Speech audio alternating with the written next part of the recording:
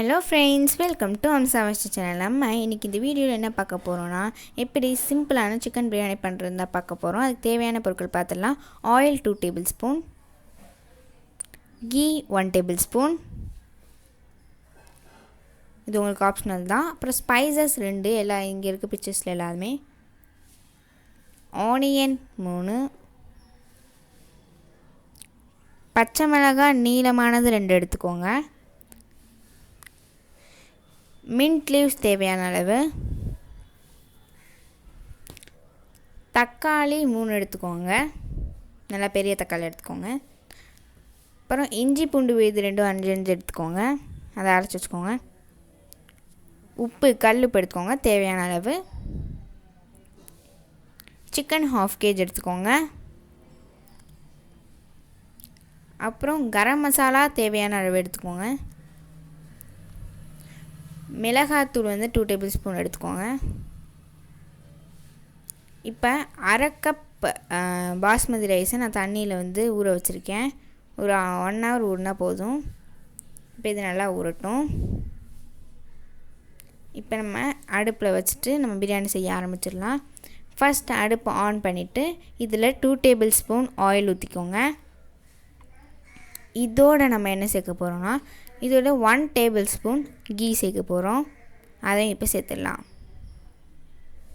இப்போ சேர்த்துட்டு நல்லா மிக்ஸ் பண்ணி விட்டுக்கோங்க. இப்போ இதோட நான் சொன்ன ஸ்பைசஸ் பிரியாணியில் பட்டை, கிராம்பு, ஏலக்காய் எல்லாம் 2 எடுத்துக்கோங்க. போட்டால் கரெக்டாக இருக்கும். வாசனைக்காக தான் சேர்க்குறோம். அப்புறம் இதோட நம்ம ஸ்லைஸாக நறுக்கி வச்சுருந்த 3 ஆனியனை சேர்த்துக்கலாம்.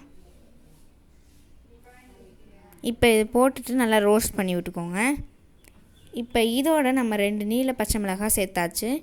அதை சேர்த்துட்டு நல்லா மிக்ஸ் பண்ணிவிட்டு, அப்புறம் ஜிஞ்சர் கார்லிக் பேஸ்ட் நம்ம சொன்ன அளவு ஸ்டார்டிங்கே நான் சொல்லியிருப்பேன், அதையும் சேர்த்துட்டு நல்லா மிக்ஸ் பண்ணி விட்டுக்கோங்க. இப்போ இதோட நம்ம மிளகாத்தூள் சேர்த்துக்கிறோம். 2 டேபிள் ஸ்பூன் மிளகாத்தூள். அப்புறம் புதினாவையும் சேர்த்துக்கிறோம். நல்லா சேர்த்துட்டு மிக்ஸ் பண்ணி விட்ருங்க. எல்லாத்தையும் நல்லா கலரணும். இதோட நான் தயிரும் சொல்ல மறந்துட்டு ஸ்டார்டிங், இது சேர்த்துக்கோங்க. தயிர் சேர்த்து தேவையான அளவு கரம் மசாலா சேர்த்துக்கலாம். சேர்த்துட்டு நல்லா மிக்ஸ் பண்ணி விட்ருங்க. அப்புறம் மிக்ஸ் பண்ணி விட்டோன்னே 3 க்யூபாக நறுக்கிற தக்காளியை சேர்த்துக்கலாம். அதை சேர்த்துட்டு இந்த மசாலாவோட நல்லா மிக்ஸ் பண்ணி விட்ருங்க. இப்போ நல்லா மிக்ஸ் ஆகுது. இப்போ நம்ம இதோட என்ன சேர்க்க போகிறோன்னா, கல்லுப்பு தேவையான அளவு தான் சேர்க்க போகிறோம். கல்லுப்போட 700 ml தண்ணி சேர்த்துக்கிறோம். நம்ம அது எல்லாத்தையும் நல்லா மிக்ஸ் பண்ணிக்கோங்க. மிக்ஸ் பண்ணிவிட்டு இப்போ நம்ம சிக்கனையும் போட்டாச்சு. 1/2 kg சிக்கனை இப்போ நம்ம மூடி வச்சிடலாம். இப்போ இதை மூடி வச்சுட்டு அது அப்படியே இருக்கட்டும். கொஞ்சம் கழிச்சு பார்த்திங்கன்னா இந்த மாதிரி நல்லா பபுள் வரும்போது நீங்கள் வேக வச்சுருங்க. அதுக்குள்ளேயும் வேக வச்சு பாஸ்மதி சேர்த்து முடிச்சிங்கன்னா நம்ம சூப்பரான பிரியாணி ரெடி ஆகிடும். Simple chicken biryani at home சூப்பராக ரெடி ஆகிடுச்சுங்க.